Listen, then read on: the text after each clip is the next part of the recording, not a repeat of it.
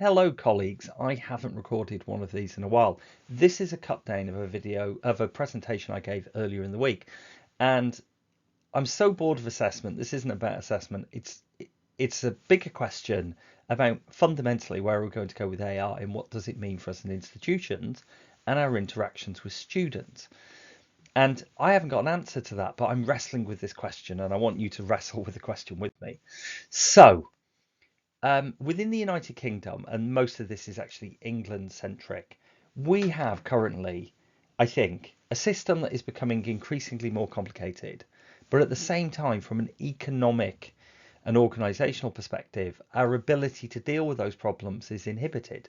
One of the reasons is if you're within England, the undergraduate fees have been fixed for a number of years. We've had high rates of inflation, and therefore, at a crude level, every undergraduate student is worth less to your institution in terms of their contribution to overall costs. So we've seen lots of institutions try and increase the number of international students, blah, blah, blah, blah, blah, blah. So we are at a point in time where institutions and their missions have grown, but their ability to fund and deal with that complexity and those increased missions potentially has decreased. And so I think AI isn't a problem on itself. It just that it intersects with a lot of questions we've currently got about the academy. And I saw this great quote last week, which I really like, which is around the fact that education is this great equalizer. It allows people who come into higher education, hopefully, to be socially mobile. I'm first generation to university. I'm actually the last generation as well, which I think is sort of funny in some ways. And I guess for me, one of the questions about AI, why it's so knotty for people, is does AI fundamentally change this proposition? Does it change what we do in our day-to-day work as researchers? Does it change what we do in our human interactions with our students and our peers? And I saw two things last week tied to this. So the one on the left is from an academic called Mark Watkins, who is an academic innovation fellow at the University of Missouri. He's doing some really exciting stuff in this area, definitely worth following. You can find him at Mark_Watkins, just as his name's spelled there, and he's also on Blue Sky as well. And he was talking about, he was using an AI tool called Claude 2 to do really fast analysis of about 35,000 words of student reflections. And he said it really helped him understand and gain insights into the students' writing. On the right is an academic paper that also came out, I think about 2 weeks ago, where they looked at can you use large language models to provide useful feedback on research papers?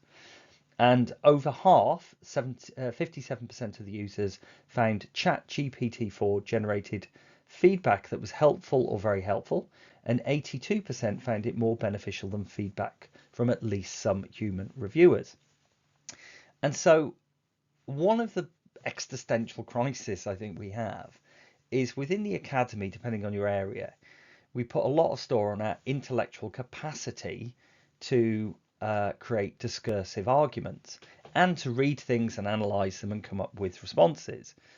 And I saw another great thing last week by a writer called S.M. Barron, who was talking about the fact that if writing helps us think, what happens when we surrender the process to AI? Do we become cognitively and expressively dispowered? And I thought this was a really fantastic idea. And the actual article is called "Why Human Writing is Worth Defending in the Age of ChatGPT." And I think about this a lot because this, I think, is a lot of the anxiety. If we outsource a lot of what we do we fundamentally degrade our capacity to express ourselves, and also do we make ourselves redundant? And I think that's what a lot of people are worried about. Now, I'm just going to note that I personally use AI for lots of things already. I find it really powerful and really useful for project planning.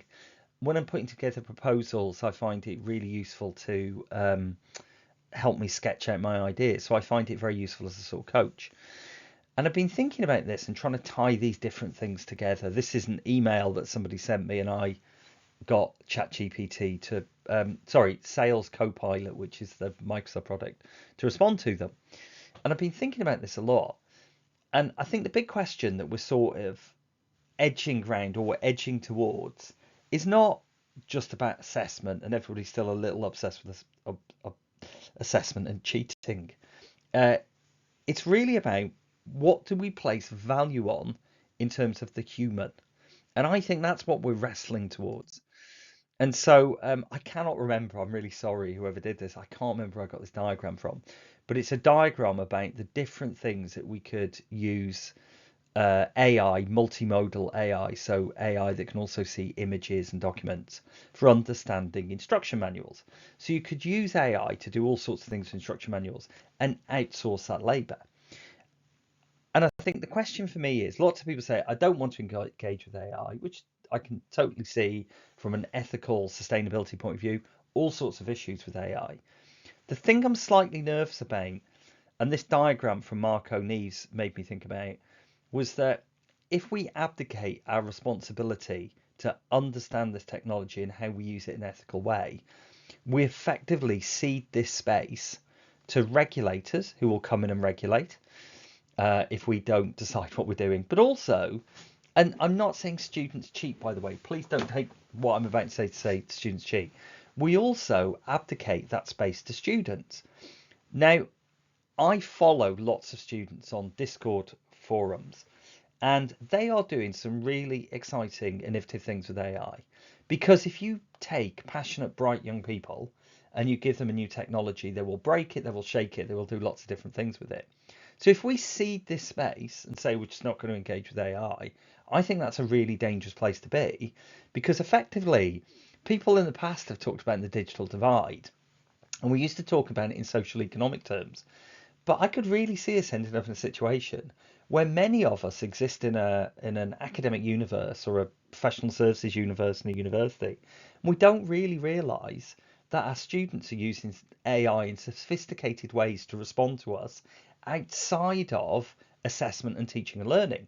And so we are in the dark about the universe that exists around us and that meshing of the human and technology, that sort of social technical meshing.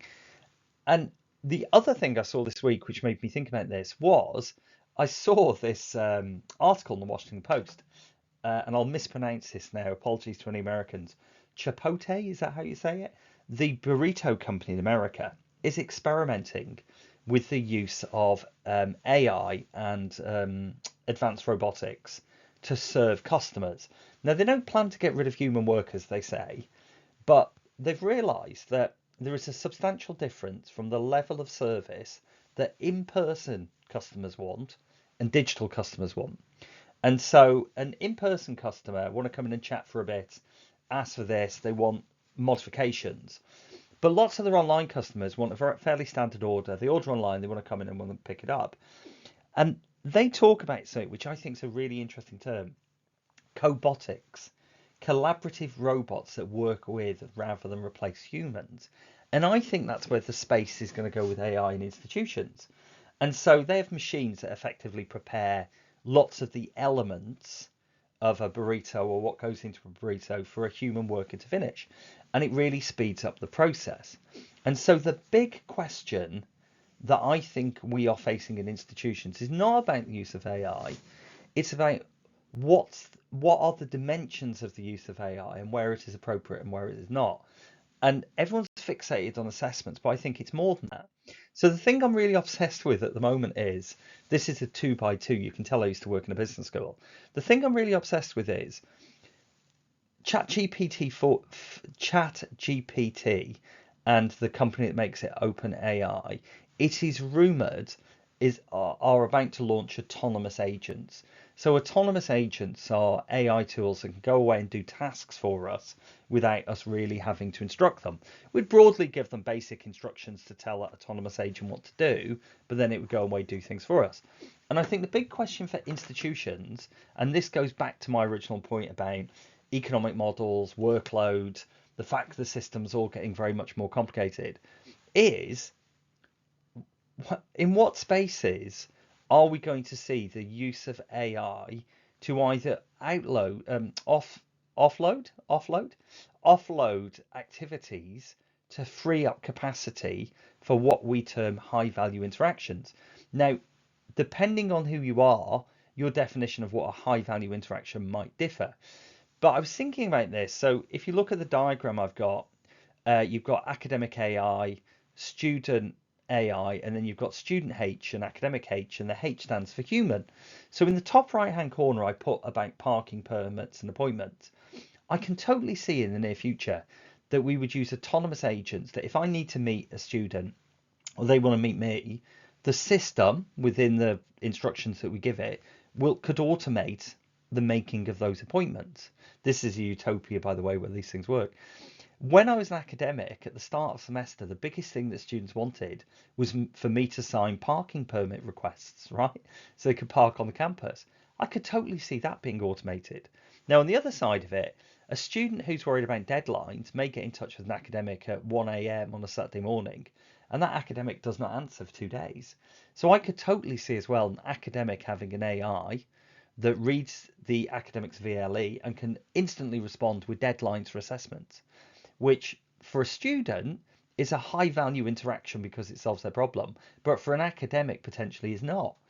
But I can see how that would work.